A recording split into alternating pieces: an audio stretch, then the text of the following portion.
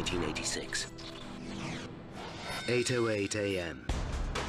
1.5 hours to liftoff. At Kennedy Space Center, final preparations are underway for the most anticipated space mission since the glory days of the Apollo era. Thousands have descended to the Cape to watch Space Shuttle Challenger make history by sending the first citizen into space. Schoolteacher Krista McAuliffe. Krista never thought of herself as an astronaut. She felt that she was a teacher now. She felt this way, that she could show everyone how important teachers were and get children excited about education and wanting to do the very best that they could. She said it was the best field trip ever. Oh, it's great, I love it. 37-year-old Krista, mother of Scott and Caroline, has spent 5 months training for space. In the process, she has become a national celebrity. She knows there's a lot riding on this mission. The 25th shuttle launch will be far more than just another trip into orbit. It's designed to resurrect the entire program. After 2 decades of budget cuts and a loss of public interest, the shuttle has never made good on its promise to provide a routine bus service to space. By sending Krista into orbit, NASA hoped to restore faith in their billion-dollar baby. 8:38 a.m., 1 hour to liftoff. Krista and the 6 other astronauts kit up and prepare to board the spacecraft. Pilot Mike Smith is making his launch debut. Specialists Ron McNair, Ellison Onizuka, and Judy Resnick have flown 3 missions between them. Satellite specialist Greg Jarvis is on his first trip. Thank you very much. And leading the mission is Commander Dick Scobie. As usual, it's a real pleasure to be at the Cape, to come down here and participate in something that the Cape does better than anybody in the world, and that's launching space vehicles. To finally be the commander of a mission into space was a tremendous reward to him. He loved to dance the skies. Dick and June were childhood sweethearts, married for 14 years. This is the second time she is watching her husband set off for space. Good morning, Mike. We're ready today. Early.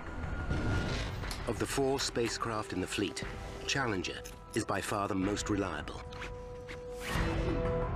In the 2.5 years since its space debut, it has flown 40% of all shuttle missions, sending 51 astronauts into space on 9 trouble-free flights. LVCC, OTC? Go ahead. Okay, as soon as you're ready, gotta go to close out the crew compartment hatch. Okay, we copy. But this mission has not been going to plan. Bad weather has delayed launch for over a week. This morning, specialists sent up several weather balloons to check today's conditions. All the data looks good, but there's a problem. Unseasonably cold weather has covered the pad in sheets of ice 7.5 centimeters thick, and icicles over 1 meter long. No shuttle has ever launched in such freezing conditions. They're still assessing the ice problem that we had on the structure. Launch control decide to delay liftoff for 2 hours in the hope that most of the ice will melt. From their position in the stands, Krista's parents are worried. Just didn't feel right at all. And my husband said, he said, you know, if I could go and take her off that thing, I would. Good morning, Krista. Hope we go today. Good morning, hope so too. This is Mission Control Houston at the T-minus 9-minute mark. Flight controllers are ready to support launch. Roger, welcome. With only 9 minutes to lift off, Launch Control checks to make sure all of the shuttle's propulsion systems are functioning properly. Booster go. Challenger's 3 main engines can burn nearly 4,000 liters of fuel a second, fed from the giant 46-meter-tall external tank. But the 2 solid rocket boosters are the real powerhouses of the system. Their 3 million kilograms of thrust accelerated to 28,000 kilometers per hour, the speed it needs to break free of Earth's gravity. All of Challenger's systems are functioning correctly. The decision is unanimous. Mission Control, this is Kennedy. We are a go for launch.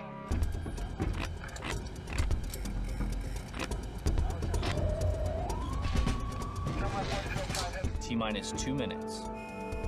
With so much fuel in one place, the risks are clear to everyone. But in the history of American spaceflight, no astronaut has ever been killed at liftoff. A comforting fact for some. I suppose every once in a while you'd think about it, but you'd say, oh, NASA can do no wrong. And like Krista said, you know, Mom, she said that shuttle, they can shut that down the very last second if anything's wrong. 10, 9, 8, 7, 6, 5, 4, 3, 2, 1.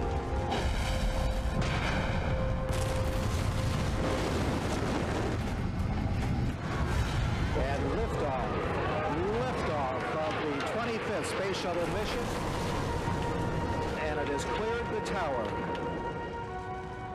It was unbelievable. My son reached his arms around his sister and me, and we looked across at all the other families with such joy. So we were tremendously excited. Liftoff. For Krista, it's the culmination of 5 months training and a lifetime dream. Challenger, roll program. Roger, roll, Challenger. Almost immediately, the shuttle begins a maneuver to roll over, putting the spacecraft on the correct trajectory for orbit. Good roll, flight. Raj, good roll. Good roll program confirmed. Challenger now heading downrange. Challenger is already traveling at nearly 1,600 kilometers per hour.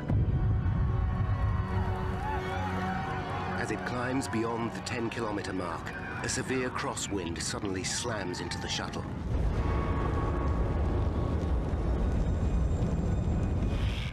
Over 3,000 kilometers away, engineer Roger Beaujolais is watching in horror. Challenger is on the verge of disaster. As Challenger rockets upwards, it's traveling 9 times faster than a speeding bullet. 58 seconds into flight, it encounters a side wind, but a second later, the shaking stops. Now comes the most critical part of the ascent. A phase known as Max Q, where the aerodynamic forces are at their greatest. Travel too fast, and the shuttle will break apart. Mission Control, under the command of Flight Director Jay Green, ordered Challenger to throttle down her engines. 3 at 65. 65, Fido. TDL confirms throttles. Thank you.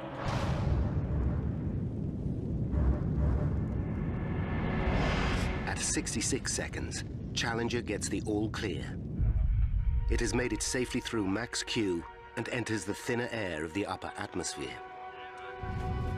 Now it must accelerate to over 28,000 kilometers per hour to escape Earth's gravity. It's time to turn up the main engines to full power. Mission Control gives the cue. Challenger, go with throttle up. Challenger, go with throttle up.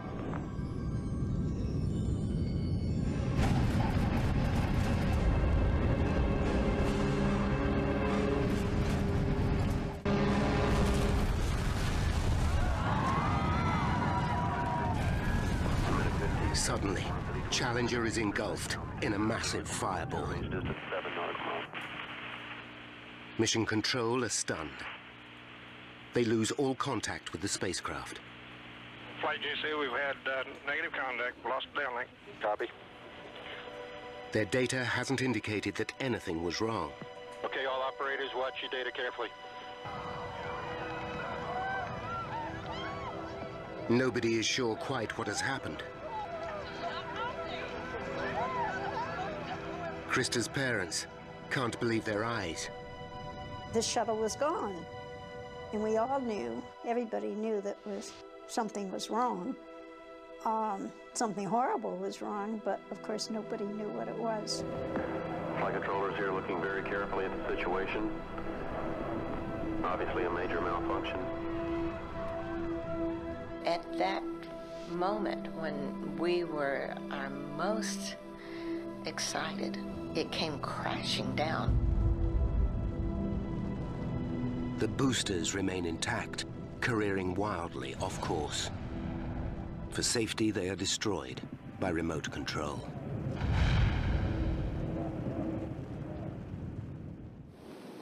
You know, you just hope against all odds that the orbiter was able to separate. As the spiraling debris falls to Earth and plunges into the Atlantic, it's becoming all too clear what has happened. Flight Fido, go ahead. RSO reports vehicle exploded. Copy. We have a report from the flight dynamics officer that the vehicle has exploded. Flight director confirms that. We are looking at checking with the recovery forces to see what can be done at this point. We were just so stricken that this had happened because I never expected anything to happen. It was unreal.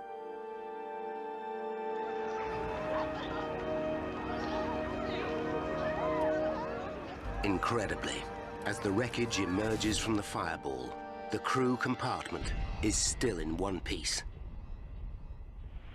Fido Flight, go ahead. Did the RSOs have an impact point? Stand by. At Mission Control, Jay Green gets the exact location where the wreckage hit the ocean. DoD LSO reports that all SAR forces have been scrambled and they are on their way. A massive search and rescue operation is immediately set in motion. They're hoping that the astronauts may still be alive. Then, they spot a parachute lowering from the sky. But the parachute is only attached to the nose of one of the boosters. It's just part of the debris that continues to rain down over the Atlantic. The crew compartment can no longer be seen.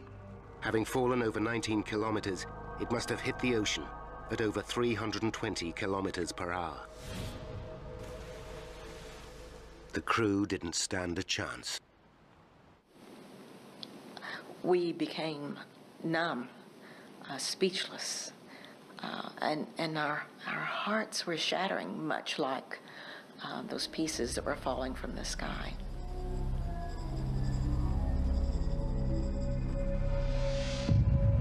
When salvage teams manage to locate the remains of the crew module, what they discover is truly horrifying.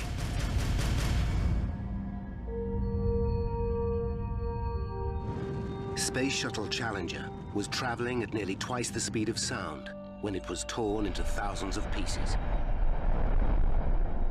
With little evidence to go on, NASA have an almost impossible task to work out exactly what took place. But with the recovery of the crew compartment, they should be able to piece together what happened to the astronauts after the massive blast. The crew's helmets give NASA their biggest lead. Each astronaut had an air supply attached to their helmet to be used in an emergency. In the wreckage, NASA find that 3 of them had been activated. It's a horrifying discovery. It means that at least 3 of the astronauts survived the explosion and could have been alive during the fall to Earth, a journey of over 2.5 minutes. At the memorial service, President Reagan pays tribute to the brave crew. All the relatives of the astronauts are there, including June and her family. We were just barely able to put one step in front of the other. There was silence among all these family members. We were stunned. You never can prepare for anything like this.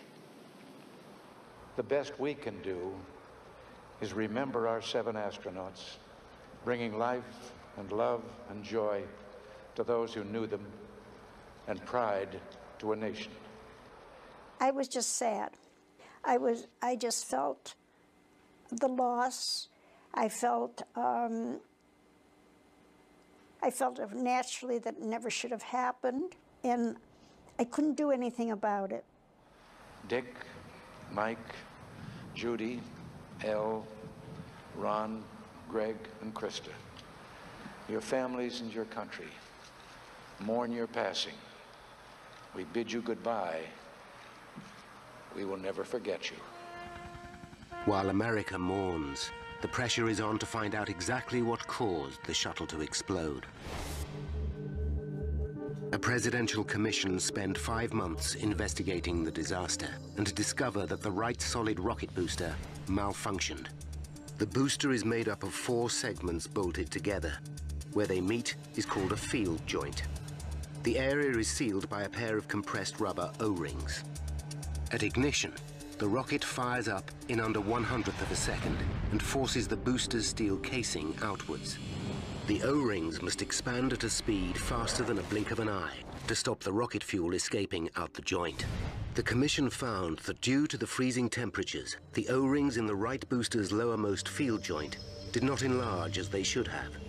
Gases twice as hot as the inside of a blast furnace escaped with deadly results.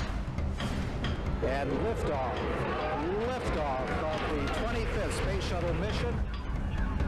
As the shuttle accelerated skywards past Max Q, a flame burnt away the support attaching the booster to the external tank. As the attachment broke free completely, the entire bottom section gave way. The nose of the booster crashed into the top of the tank with devastating results.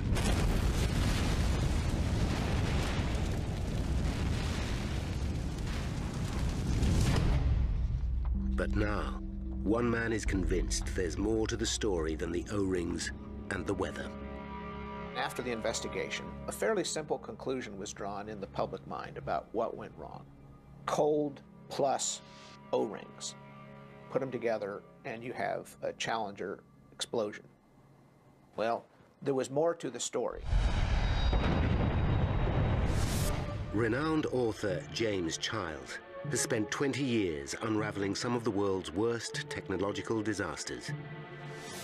He's investigated everything from the Chernobyl nuclear explosion to the Air France Concorde disaster. Childs believes that in the Challenger accident, compromised O-rings can't have been all that was to blame. One of the thoughts had been that if an O-ring failed, everything would go to pieces right there on the launch pad. Well, that didn't happen. Instead, it broke up at 73 seconds. Certainly, a mystery is laid in front of us. Something else must have been going on beyond a simple O-ring failure. So why didn't Challenger blow up on the pad? What caused disaster to strike 73 seconds into flight? And could the crew have been saved? Now, by re-examining all the evidence, we will discover the critical chain of events that led to the loss of 7 astronauts' lives. Childs knows the shuttle was most at risk in the first few seconds of flight. Somehow, it survived both ignition and liftoff. Solving this mystery should shed light on the most tantalizing possibility of all. Could Challenger have remained intact long enough to get the astronauts into space? That question haunts me. Childs knows that every detail of Challenger's launch will be vital in unraveling the puzzle. He begins by re-examining the evidence that led the Commission to their conclusion that the O-rings were to blame. The original investigation began by looking at the footage shot by more than 200 cameras as the mission got underway.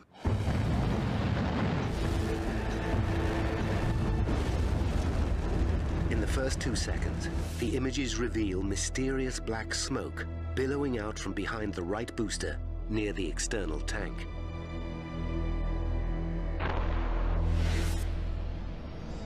Using the camera positions, the Commission tried to work out exactly where the smoke was coming from. Camera E60, positioned nearly 400 meters from the launch pad, had a direct line of sight to the right booster. But it only got a partial view of the smoke. Next, they looked at an alternative position almost 600 meters west, camera E63, in the hope that this had captured a better shot. But again, the source of the smoke was obscured.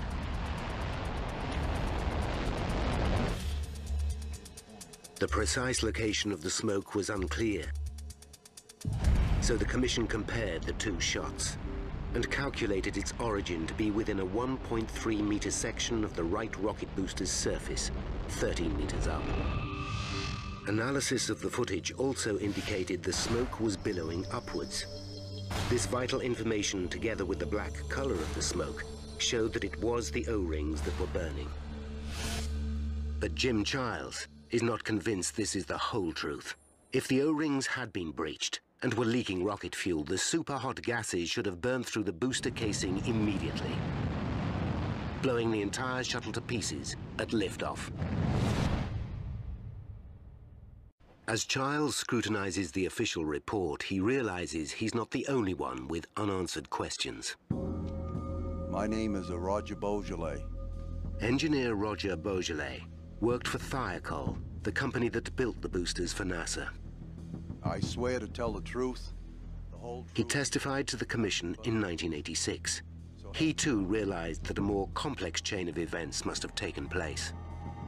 On the morning of the launch, they were expecting temperature. If we had a leak in a joint, it would blow up right at ignition. And not only blow up the shuttle, kill the astronauts, but it would blow up all the launch pad facilities also. Beaujolais' evidence stunned the Commission. He revealed that he knew that the cold weather would jeopardize the mission. His conviction was based on evidence from a previous launch. A year earlier, in 1985, Discovery lifted off on a cold January morning. The temperature was just 11 degrees Celsius, the coldest launch conditions prior to Challenger's liftoff. When Discovery's rocket boosters were recovered, Beaujolais found a major problem in one of the field joints. There was a large amount of soot and signs of scorching around the O-rings. Beaujolais believed the cold made the O-rings rigid and prevented them sealing. On further examination, he noticed how close Discovery had come to catastrophe. The O-rings were less than a millimeter away from burning through completely. But as Childs reads the report, he realizes Beaujolais' testimony didn't stop there. We scheduled a teleconference between... He made a far more damning revelation. A full 13 hours before liftoff, Beaujolais had actually tried to stop the launch. This here, gentlemen, proves without a doubt that the O-rings will not seal the joint. Had he been listened to, the disaster may never have happened at all. Journalist Jim Childs is re-examining a critical aspect of the Challenger shuttle disaster. Why didn't the vehicle blow up at its most vulnerable point, during liftoff, when all the evidence says it should have? As he reads the report, he finds out rocket engineer Roger Beaujolais predicted such a scenario at a teleconference held the night before launch. Taking part were Morton Thiokol's 4 senior managers, NASA managers at Kennedy Space Center, and in Tennessee, NASA's head of rocket boosters, Lawrence Malloy. I don't think that you fully appreciate the seriousness. The question was asked, are you guys concerned about launching in cold weather tomorrow? When I heard that, I almost went nuts. I recommend that we do not launch if the temperature is below 53 degrees Fahrenheit. When Beaujolais warned them that the freezing temperatures made it too dangerous to go ahead, Thiokol's managers immediately advised NASA not to launch. We recommend not launching. But NASA considered the data to be inconclusive. I'm appalled. How can you possibly enter into this conversation the night before a launch? My God, Thiokol, that makes no sense. Larry Malloy states, "My God, Thiokol, when do you want me to launch? Next April? Why are you guys trying to come up with launch commit criteria on the eve of a launch?" Those are powerful metaphorical statements that interpret for all of us, engineers and managers alike, to mean you're screwing up my launch schedule. In response to Malloy, Thiokol's managers put the teleconference on hold and reconsidered their position. It's obvious that our hands are tied. When it looked like they were changing their minds, Beaujolais made a last-ditch attempt to convince them to abort. This, gentlemen, this is real data. He reminded them of the burnt O-rings from Discovery's near-fatal flight a year earlier. Look at it! Damn it, look at it! I was literally screaming at them to look at the photos and not ignore what they were telling us. You have to be blind, deaf, and dumb not to know what these two pictures are telling you. The longer the delay in sailing the joint, the greater the risk of disaster. But this time, Beaujolais' evidence was ignored. General manager said in a soft voice, "Take off your engineering hat and put on your management hat." That is the strongest metaphor to play ball that I have ever heard in my 27-year engineering career in the aerospace industry. Okay, gentlemen, let's take a vote on it. Go for launch.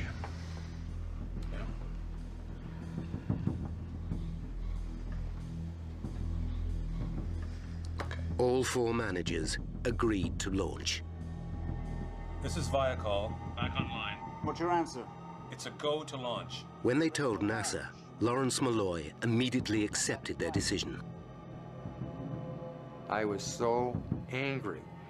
I had to stay as composed as I could by kind of separating myself from what was going on in the meeting at that point, or else I would probably jumped up and punched somebody out. The next day, as Beaujolais watched the launch, he fully expected to witness a ground-level blast of gargantuan proportions.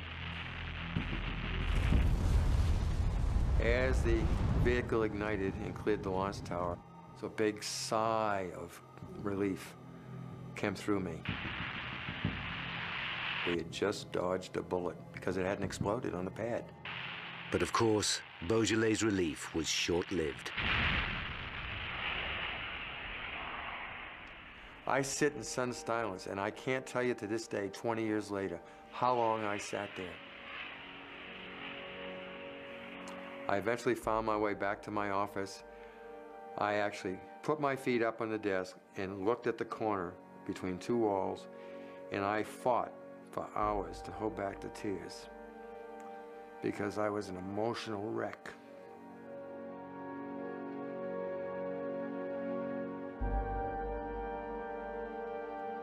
If even the one man who predicted disaster was surprised at what actually happened, then surely there's more to discover about how the 7 astronauts were killed. Like the commission before him, Charles returns to the image of the black smoke leaking from the right solid rocket booster. After all, this was the key evidence that pointed to the O-rings being the cause. Are there any more clues to be had from this precious footage? One becomes immediately obvious. The smoke starts, then stops 2 seconds later. Why? We know from the film, the smoke starts shortly after launch, it goes for about 2 seconds, it stops. We know that something has stopped it. We don't know what. And there is more. The smoke does not come out in one long plume. It comes out as a series of 9 short puffs. What is causing this pulsing?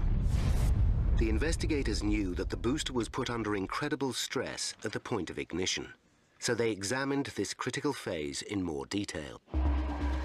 To fire the booster, a flame is shot from the top downwards through a tunnel in the middle of the solid fuel. In less than 1/100th of a second, the rocket ignites. The explosive force causes the steel casing to expand outwards in one sharp movement. The gases burning inside are now under tremendous pressure and firing out of the exhaust at over 8,500 kilometers per hour. But despite being under continuous strain, the field joint on Challenger's right booster somehow sealed itself, and the smoke stopped. Childs examines how the investigators answered this thorny mystery. They looked further back at the takeoff sequence.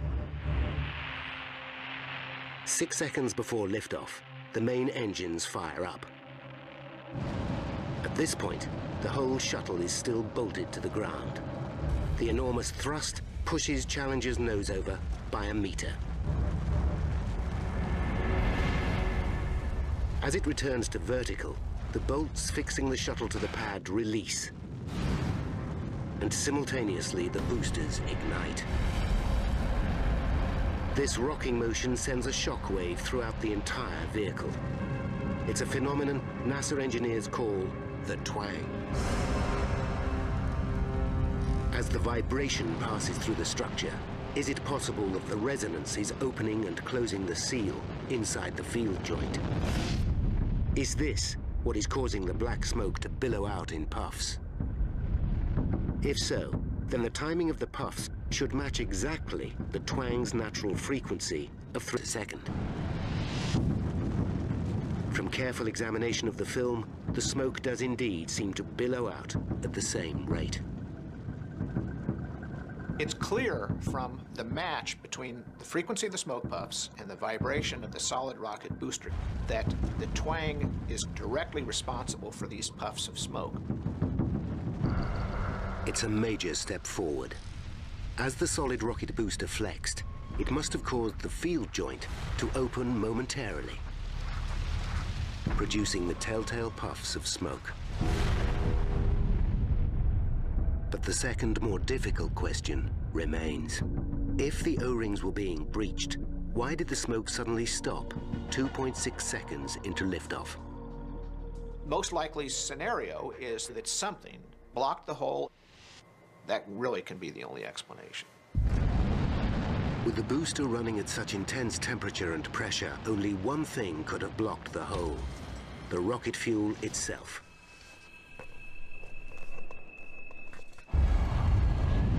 In the 50s, solid rocket fuel was revolutionized when a new element was added: aluminium. It raises the burning temperature and increases the thrust by about 50%. But aluminium-enhanced rocket fuel leaves a metallic residue known as slag, which is normally blown out of the exhaust along with the hot gases. After reading the detailed reports, Childs agrees the slag might be the key to the mystery. We'll never know the exact dynamics, but it fits the physics. The theory is that as the booster burned, aluminium slag built up around the gap left by the burning O-ring and stopped the hot gases leaking through the field joint. This mechanism would finally explain why the shuttle didn't blow up at liftoff. So given that the booster survived the most dangerous phase of any mission, the traumatic shake-up of launch, why did disaster strike 73 seconds into flight? The commission uncovered two important leads. At 58.8 seconds, a film camera captures a flame appearing on the side of the right booster. Moments later, there's an unexpected reading in Challenger's flight data. More than 2,000 transmitters spread all over the vehicle give mission control an accurate account of the spacecraft's behavior in real time. The information, called telemetry, is recorded on the ground. At 60 seconds, the pressure in the booster suddenly starts to fall from 44 centimeter to 43 kilograms per square centimeter. Something has gone wrong in the right-hand booster. It's 24 pounds per square inch low. A loss of pressure can mean only one thing. The hole has reappeared and rocket fuel is escaping at high speed. So Childs now has to find the reason why the hole opened. Immediately he notices what seems too much like a coincidence. At the very moment the flame appears, 58.8 seconds into the flight, Challenger passes through the danger zone known as Max Q. This is where the air resistance experienced by the shuttle is at its greatest and the structural forces peak. Given that Max Q occurred just as the flame appeared, Childs wonders if the stresses on the ship could have dislodged the slag. Why would it open again? It might well have to do with the stresses on the shuttle at around the 60-second point. That might well be enough to open it up and free those chunks of slag. It's a reasonable theory, but there's no proof. The shuttle was not overspeeding and had correctly throttled down to 65%, so it shouldn't have been unduly stressed. Perhaps something else was going on. Reading through a little-known report by an engineer who studied the accident on Morton Thiokol's behalf, Childs stumbles on an intriguing possibility. He takes another look at the film of Challenger's ascent.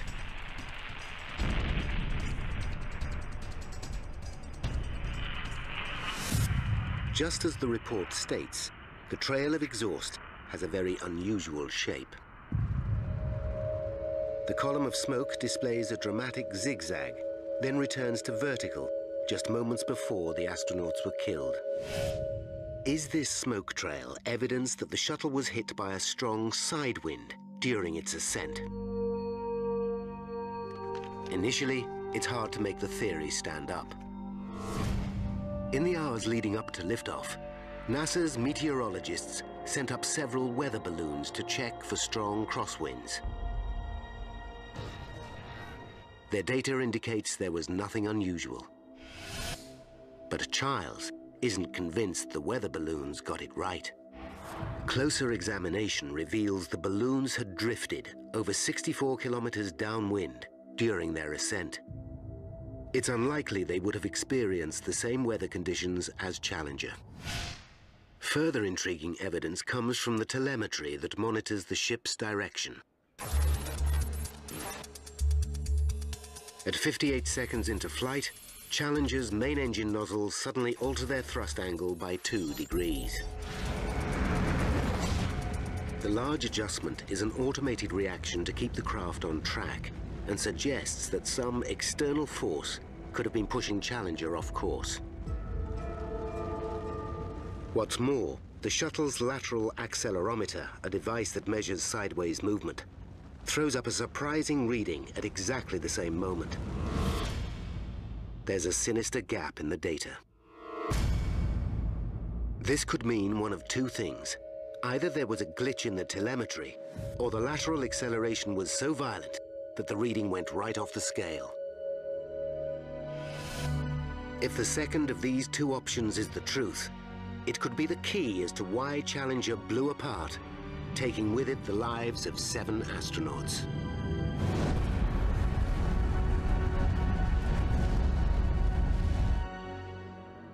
Jim Childs believes he's close to finding out the truth behind what may have caused the Challenger disaster. The telemetry indicates that the shuttle was knocked violently sideways at 58 seconds into the flight.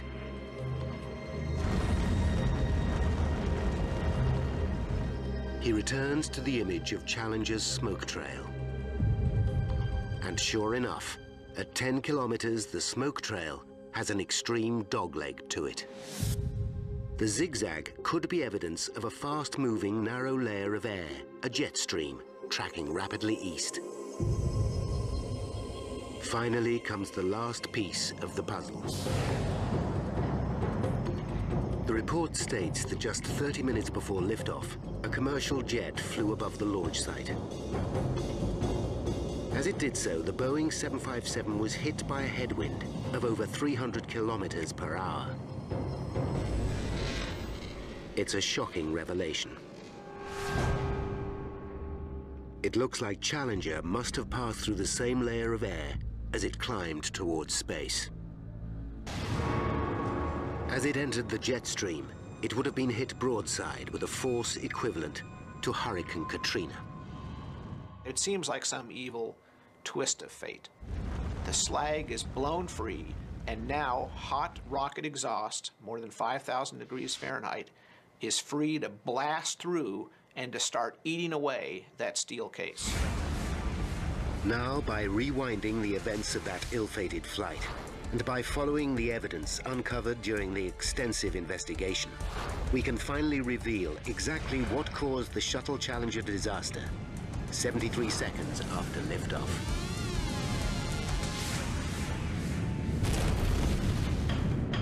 4, 3, 73 seconds to disaster. 1. The solid rocket boosters ignite.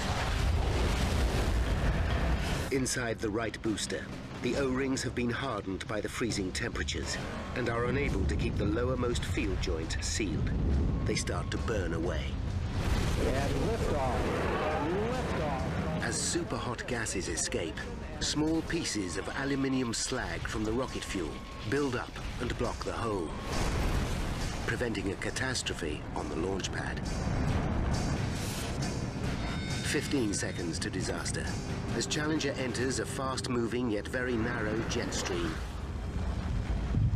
It is shaken violently. The aluminium slag is dislodged. Almost immediately, a flame appears on the right solid rocket booster.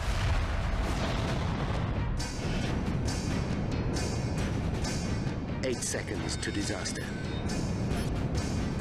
With blowtorch intensity, the flame penetrates the external tank, and liquid hydrogen starts to spill out. 1 second to disaster. The attachment between the booster and the tank breaks free, and the entire bottom section of the tank gives way. The Inferno thrusts the hydrogen compartment upwards into the oxygen-filled container, just as the nose of the booster crashes into the top of the external tank. Nearly 2 million liters of fuel combust instantaneously. The shuttle breaks apart.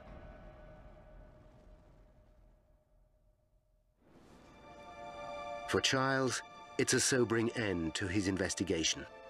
It could have all been so different.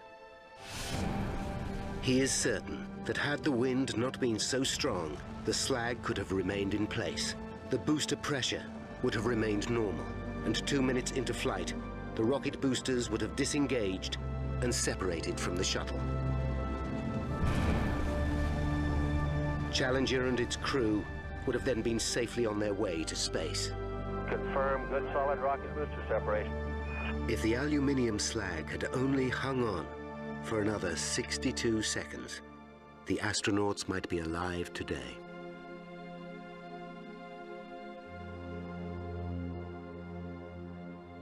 My husband was very angry, very angry. In fact, he was so angry they were worried about him that he might have a heart attack. And he never really lost that anger. He blamed NASA. He felt it never should have happened, and he had lost his daughter, his pride and joy. I never thought I was angry because I was just sad. I just felt the loss, but it had happened, and there wasn't any way of bringing her back or any of them back. In their final report, the Presidential Commission put the Shuttle Challenger disaster down to cold weather, bad decisions, and an unrealistic flight schedule. My world just came crashing down to hear about the causes. It was one of the most difficult days for all of us. We were angry, we were sad, we were sorry. A tremendous loss for us. They held the managers of both NASA and Morton Thiokol responsible for the decision to fly. NASA had promised prompt, routine access to space that would be affordable, and it really couldn't meet any of those conditions. And so the pressure built, the mistakes were made, the signals were missed, and so rather than an O-ring, it was the system that brought Challenger down.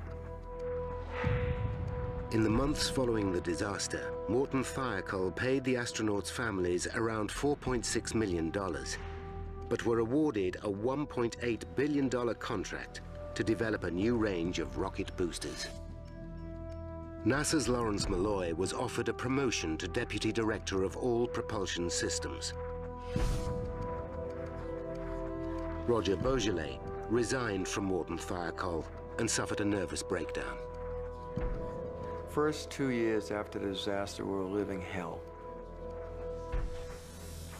I did nothing wrong, and everybody has the responsibility to do what they get paid for, and that is to stand up for what they know is right and what their profession demands of them, and that's all I did, and I'd do it again. The shuttle program was grounded for 3 years, while the spacecraft was redesigned and a broad range of safety systems put into place. But even so, in 2003, Columbia burned apart on its return journey from space. 7 more astronauts lost their lives. The investigation into the accident concluded that NASA had failed to learn many of the lessons of Challenger. To this day, the agency's hopes for routine space travel have never been realized.